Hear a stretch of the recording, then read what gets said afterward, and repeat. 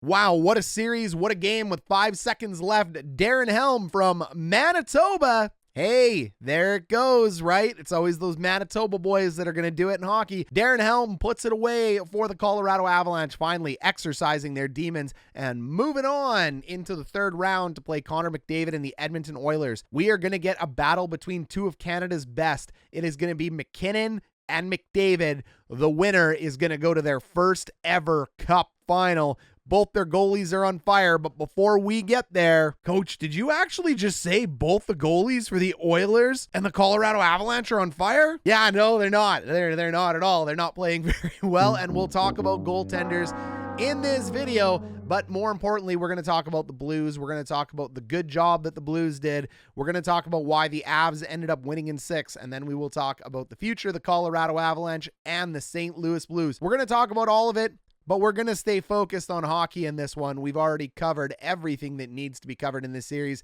that isn't hockey related, so thanks for being with us, fans. And you know what we say right now, right?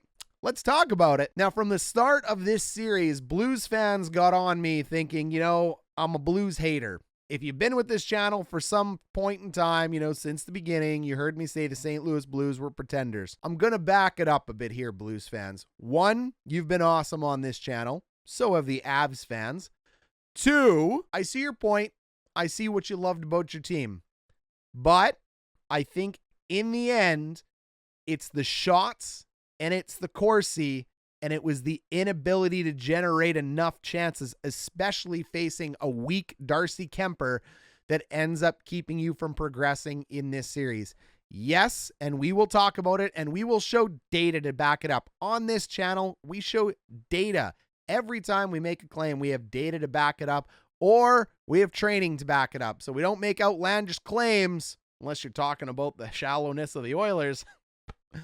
Got that one wrong. They'll never let me live it down. But the undoing and the unfortunate difficulties of the St. Louis Blues in this series, Jordan Binnington's injury aside, because that is unfortunate. I'm sorry, Habs fans, when we look at the goaltending, you'll see he was darn hot. He was definitely the puncher's chance that the St. Louis Blues needed, because the Colorado Avalanche, Habs fans, as you'll see, have been the most dominant team in the NHL playoffs this year. Yes, more dominant than the Tampa Bay Lightning. We're going to talk all about that as well, too. But St. Louis, not enough shots towards the net 5-on-5. That stuff matters. But St. Louis Blues fans, I see why you like the roster. Grind them out, beat them up at center ice. A lot of character on this team. A lot of up-and-coming speed with young guys like Jordan Kyrou. Robert Thomas decided to show up near the end of this series. The top 3, top 4 defensemen, unfortunately, Torrey Krug being out. You battle through defensive injuries. You battle through goalies switching back and forth. I think St. Louis can be applauded as a hockey team for doing everything that they could do to stay in this series. They battled their hearts out, and they battled against the juggernaut. But unfortunately in this one, Goliath beats David. Now, the first 2 stories of this series is how ice time was distributed in this game, and throughout the series, this was pretty much identical. You can see the Blues here on top. It's very simple when you're looking at a graph here. You can look at the sharpness and steepness of a curve to see how a coach is running his bench. You can see that the first 3, top 3 out of 4 players, are defensemen. That's common. You know you're going to run defensemen. You know you're going to run Jared Faulk for 25 minutes. He was the guy that ends up carrying you forward. Really good series by Faulk. And then you can see it's Ryan O'Reilly who ends up with the most amount of ice time. After that, it's Buchnevich, it's Schenn, it's Perron. But it is quite a bit of a cliff, especially when you're comparing it to the Colorado Avalanche. Just take a look in here at how flat it is. We talked about the elite top 6 of the Colorado Avalanche. Kind of bugged somebody for saying St. Louis's 3 first lines. They don't, but they do have a good roster here.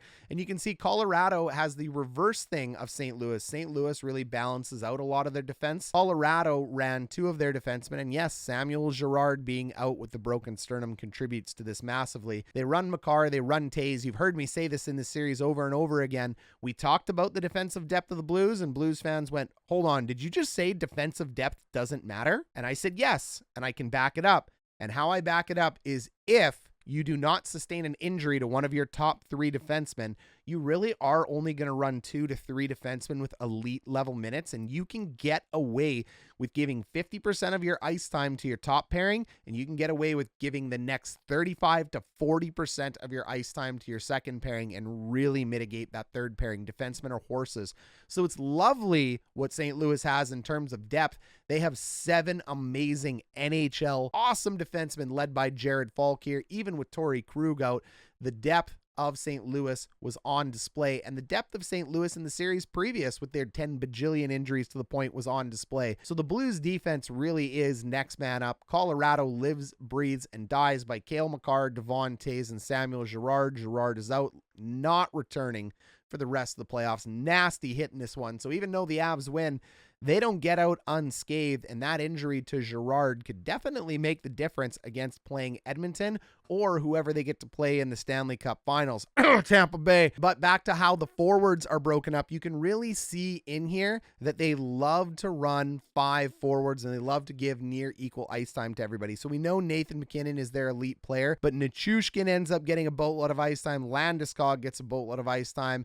Kadri gets a boatload of ice time. And then Letkinen, who is the only one on here who doesn't get a ton but ends up playing in the top. This is because of special teams, right? Special teams is going to eat into this. So you can really see how flat it is and how elite that top 6 is. It's just a visual graph to really show you how depth looks when coaches are managing it. And it's interesting because we talked about this with the Edmonton Oilers. We said they're running their top 6 heavy. Well, Colorado is actually running their top 6 even heavier. That's incredible. It's just an absolute drop off on the bottom. So Connor, Helm, Burakovsky, Cogliano, Compher, like it's just, they're not getting the ice time compared to the top 6. So it's really interesting how it ends up balancing out between the two. But this isn't where we want to stay. Where we want to end up going is we want to talk about goalies. We want to talk about how this team did. And when we go ahead and we pull up here, we have a nice little fancy Excel chart. And just so you know, I didn't make this out of nowhere. We come over here to our favorite website, naturalstattrick.com, and we can pull up goalie charts and we can pull up team charts. We can just go ahead and export it because it's easier for you to read here on this channel. So if you'd like to go to naturalstattrick.com, go ahead and fact check it. No problemo. All we did was export it and sort it. That's what we do. You can see that the Colorado Avalanche and the St. Louis Blues here, and this tells the story that we were talking about going into this series, and the story actually ends up holding. Corsi 4.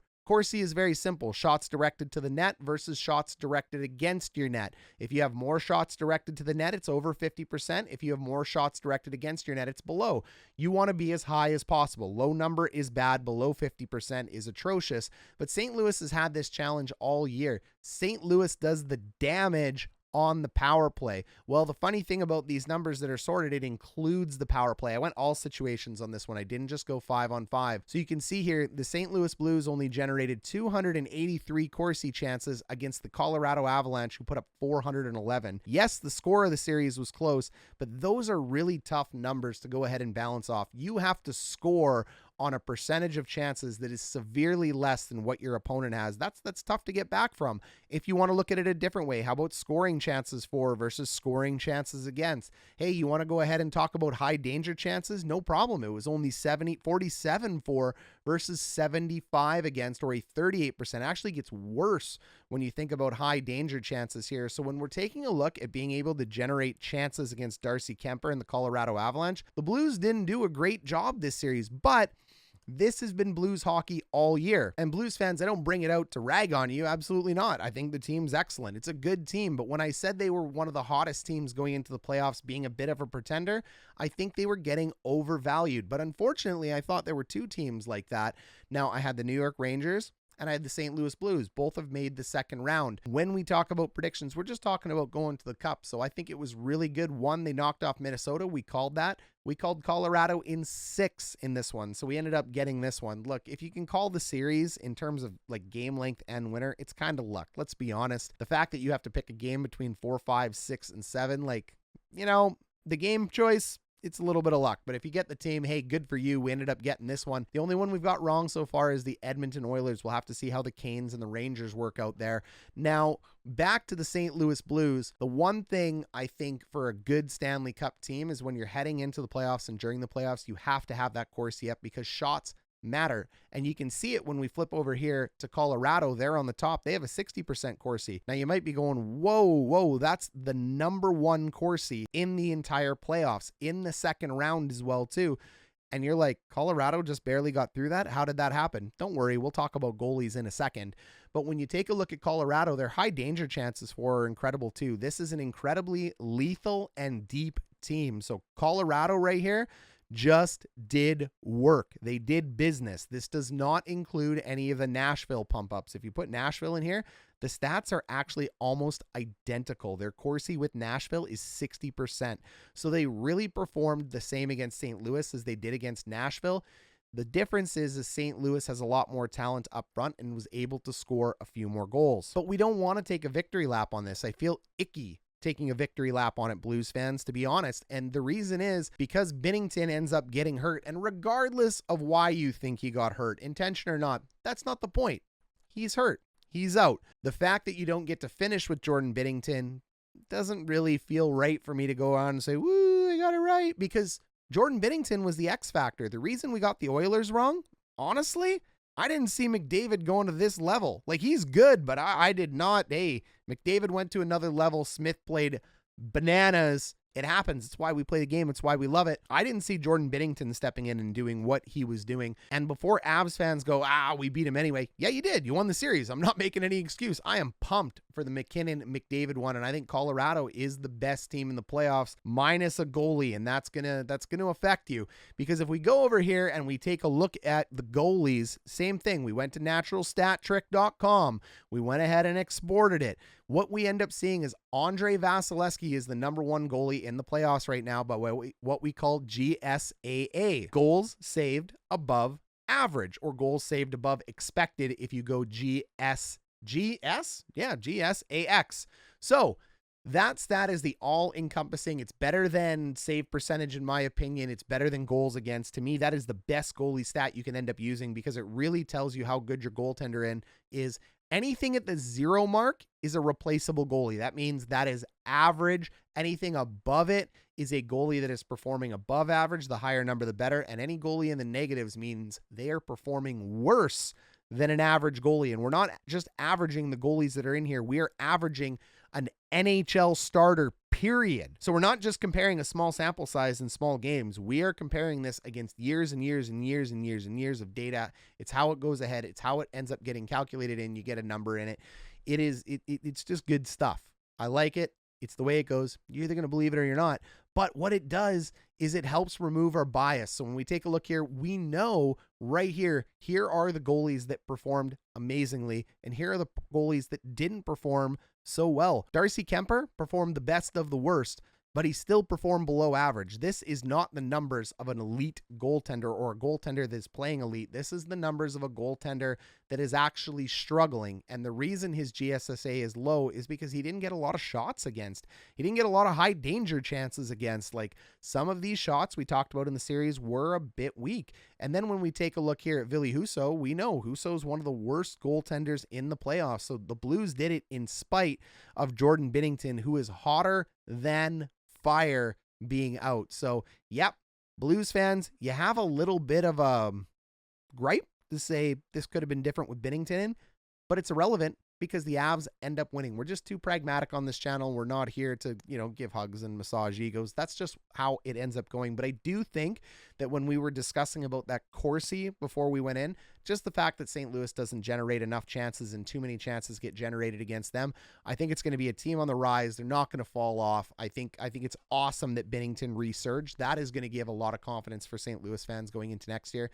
And St. Louis fans, you already won a cup. That's amazing. I mean, think about it. How many teams in the NHL in the last 10 years have won a cup? Not many. So you don't have a huge hangover coming in. You're always competitive. And when we say there's always next year, what we're saying is regardless of winning the cup or not, tell me if this is true, St. Louis. You won a cup. We're Jets fans. I've never had a Stanley Cup here. Once you win it, it's lovely for the summer. And then when the season starts, you're just worried about defending it or getting the next cup. So it's the law of diminishing returns. You're super thrilled as a fan for a little piece in time, and you always have that cup, and you can always say, we got one, and I got to see it. But at the end of the day, in hockey and in sports, we're really just worried about the next game and the game we're in now, right? Maybe you agree, maybe you don't. Comment down below. Also, speaking of commenting down below, join our Discord. It's bumping. There are a ton of hockey fans in there right now. It's free. It's down below. Click it. Get it on your phone. Get it on your computer. Join our Discord. We want to talk to you. We're always in there chatting. Go ahead, smash subscribe. You guys have been growing this channel like crazy. I cannot say thank you enough to all of you. Hit that thumbs up button if you like the content. Go ahead, hit the thumbs down button if you don't like the content. Lets me know what you feel. Hey, it goes to engage anyway, so whether you go up or down, the video goes up. That's a secret. And if you're really interested in getting in touch with Coach Ryan D, we have private chat rooms for our members page. We're going ahead. That's starting to pick up steam like crazy right now. You can even have a video made for yourself, or if you just want to show support to their channel, our members page down below is where you go. Go ahead and hit the join. Join these beauties here right now. The ones in our executive suite. Gannon, this guy's going crazy. He's an Oilers fan. He's smashing up the subscribes. He is smashing up the boosts in the Discords. The guy's an absolute beauty. Tasty snack in there as well too. Also, our lower bowl members and our upper bowl members, big shout out to every single one of you. It has been awesome and a pleasure talking to you all night in and night out during the playoffs. And if you want, go ahead, leave us a tip down below with a super like, but this content will always be free. We try to respond to everybody we can. Now back to Colorado. Why did Colorado end up winning this series? It's very simple. It's just firepower and pucks on net. So they end up getting it done. They end up getting it done after 3 goals go in on them last game, and they end up going to overtime. So that shows some really good resiliency. Say your words right, Ryan. Can't say the last names right, but we'll get to resiliency because we're resilient. I'm the best. Very punny today. Dad jokes for days. Colorado has been one of the classes of the league, but I gotta say, in the Western Conference Final, Kuemper versus Smith, both are shaky right now according to stats. Both are shaky according to my eye test, but both have been getting it done. You're going to have the battle of 2 extremely high-powered offenses, 2 extremely talented top sixes, 2 extremely talented players. Edge goes to McDavid, though. You got to admit it, MacKinnon fans. You let me know. You got MacKinnon, you got McDavid down below. I do have McDavid. I'm a realist in that one, guys. If you don't pick McDavid, hey, that's cool. Pick MacKinnon. You're just wrong. Sorry. Unless MacKinnon blows him up in this series. And because I said you're wrong, you know MacKinnon will. That's just the way it goes. Karma, baby. Both have good defensemen, but I like the Makar, Devon, Toews line a little bit better.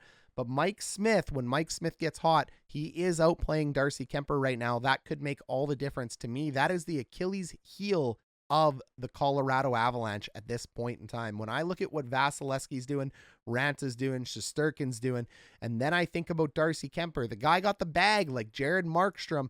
Who's that? Jacob Markstrom.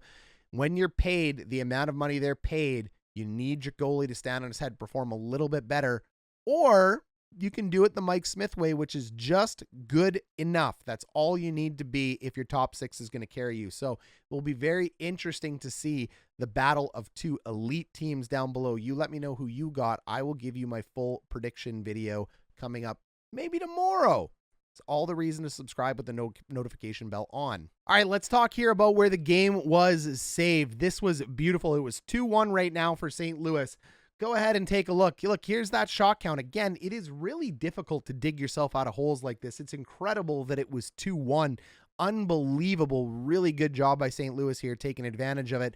They end up moving it over. Obviously, Darcy Kuemper gets out of position here. You can see that like crazy. And then it ends up crossing over, and I think this is the series. There's no question about it. Look, he's out of the net. He's done. This should be a goal, but no. Massive save by the Colorado defenseman, keeping that puck out of the net. That is a series changer. That's a series winner.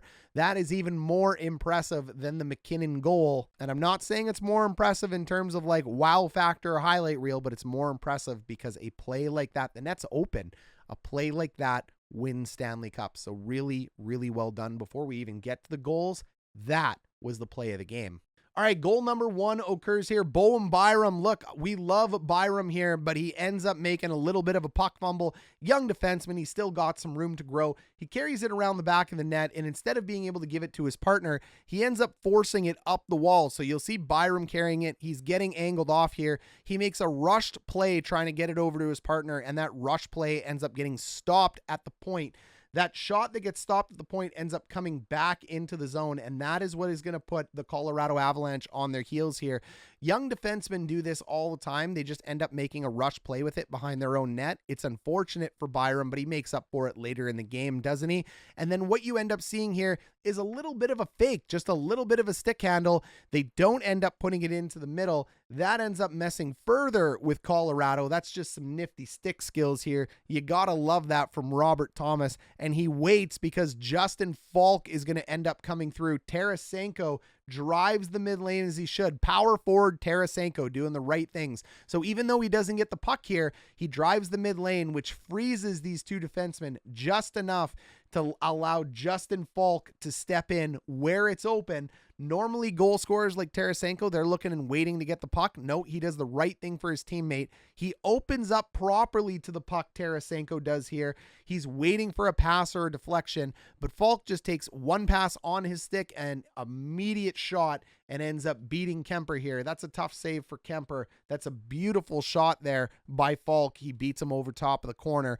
Tough turnover by Bowen Byram, but he ends up making up for it with the rest of the game. All right, Cale Makar ends up making up for it with a beautiful stretch breakout pass there. This is where Colorado's at their best. Edmonton and Colorado play a very similar transition game here with speed in the neutral zone. So Colorado ends up gaining the zone here, and what you end up seeing while he's gaining the zone is there's nowhere for him to go. There's no bump out here for him to go to. So he's going to actually end up moving over and delaying. He's waiting for help. He's outnumbered on that puck, so he wants to keep puck possession and allow his team to set up in the offensive zone. We talk about the fact that you want to try to score on the rush every single time when you can, but sometimes you just need to piece out like this. You got to reset. You got to let your teammates come in and help you.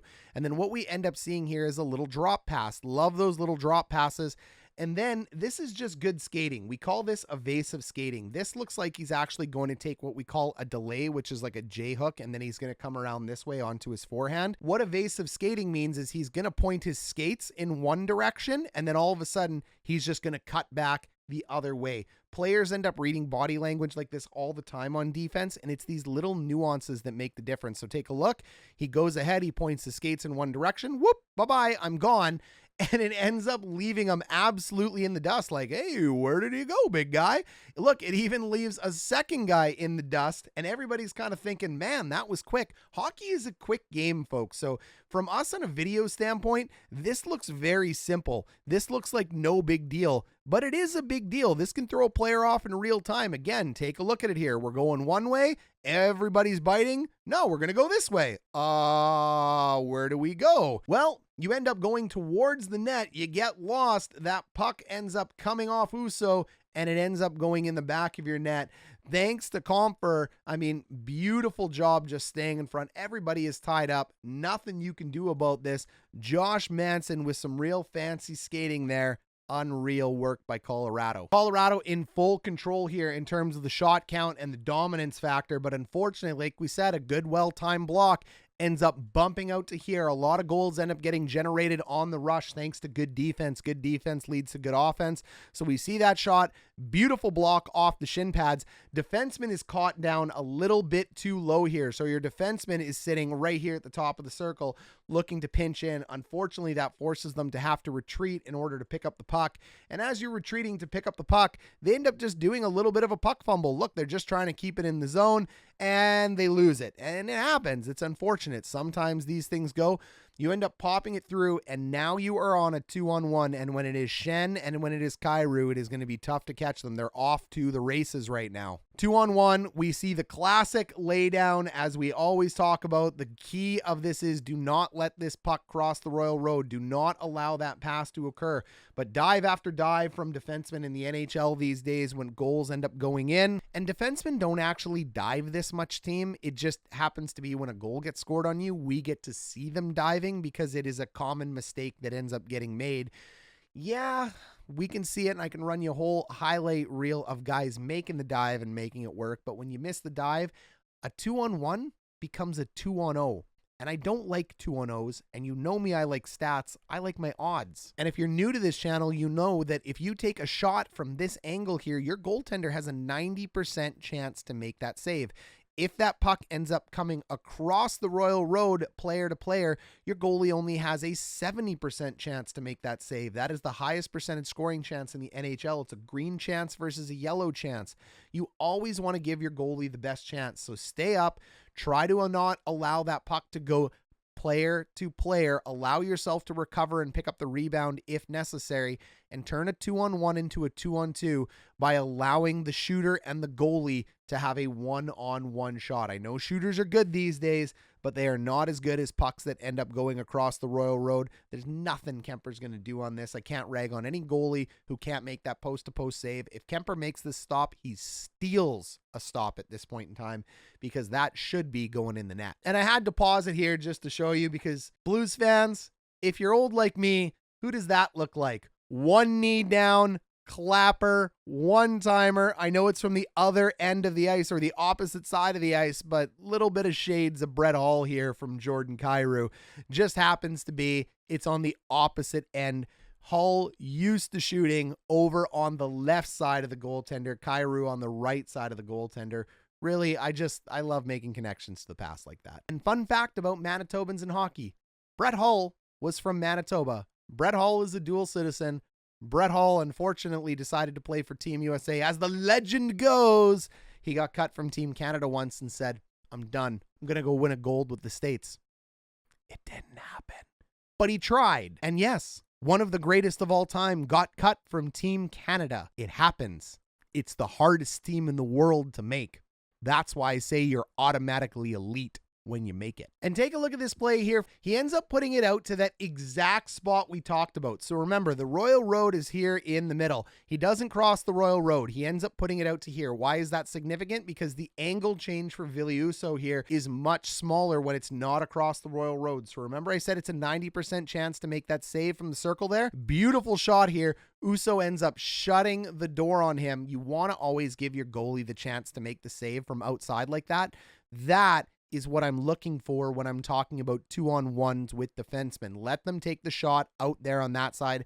I understand it's a 2-on-2, but it's a good example to show a goalie facing down a player on that angle. Bowen Byram ends up bumping that puck out. And again, here we end up having the Royal Road. You end up bumping it out over here. That still counts. As long as you cross the Royal Road in the offensive zone, it is an angle change. So as we end up picking up this puck and moving in, you can see the slight little movement that Husso ends up having to make over to here to change that angle. And that angle change is just enough for the shooter here. So your shooter here, JT, is going to end up sniping this one down. And we just showed this exact same angle, this exact same shot. He ends up making the save, but the difference on this one is going to be the fact that the goalie had to make an angle change on this one, whereas the previous one we showed, he didn't have to make an angle change on this one. And when you cross the Royal Road, you get that angle change in there. So even though to the untrained eye, this may look like the exact same shot, it's not. And it's really cool that we just got to see 3 different examples in the exact same spot. 2 of them are goals. 1 of them's a save. There's ways you want to defend this one here. That's a very tough save for Husso to make, and that is an absolutely beautiful beauty shot there by JT after that angle change. And for good measure, take a look at the top right of your screen.